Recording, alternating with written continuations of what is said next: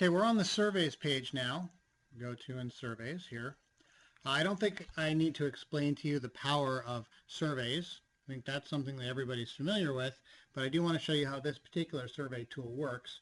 I created this because I was going to send out a survey on behalf of one of my clients, and I started looking around for what the options were to do that, and what I saw was even something like SurveyMonkey, you are limited in the way that there's free option works, and I didn't want to pay for a subscription because I wasn't even using it for me. So I realized I just needed to have a survey tool available in here. So you can do something like quick survey. Maybe you call it customer survey. You create your survey. Then inside the survey, you can choose questions. Now it tells you there's no questions right now. These are your question types. So you have 6 different question types. And so if you choose radio, here's your question. So here's what you like best. Quizzes, and of course you can add more fields as you go. I can create that. Now you see that this is going to be the first question, and I can add as many different ones as I want.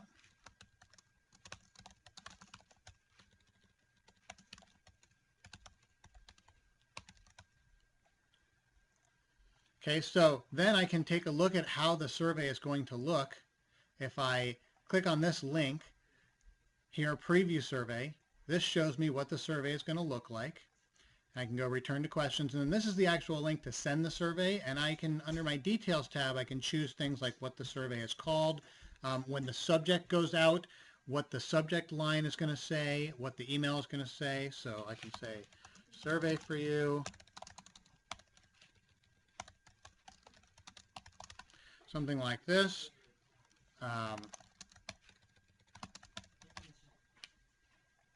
And here you see the different types of formats that you can use for the survey. So you can choose from any one of these, and that's by selecting the theme here.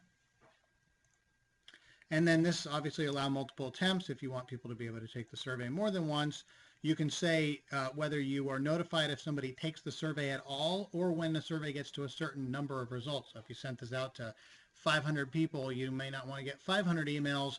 So maybe you don't want to be notified when someone takes it, but when it gets to 50, then you want to know.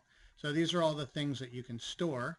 And then here in your send, you can either choose a list that was created from your custom lists under your sales tool, or you can just paste in a list of email addresses and they will all get a link to the survey. So, and to see what the survey looks like, you can simply take this link here and paste it into your browser.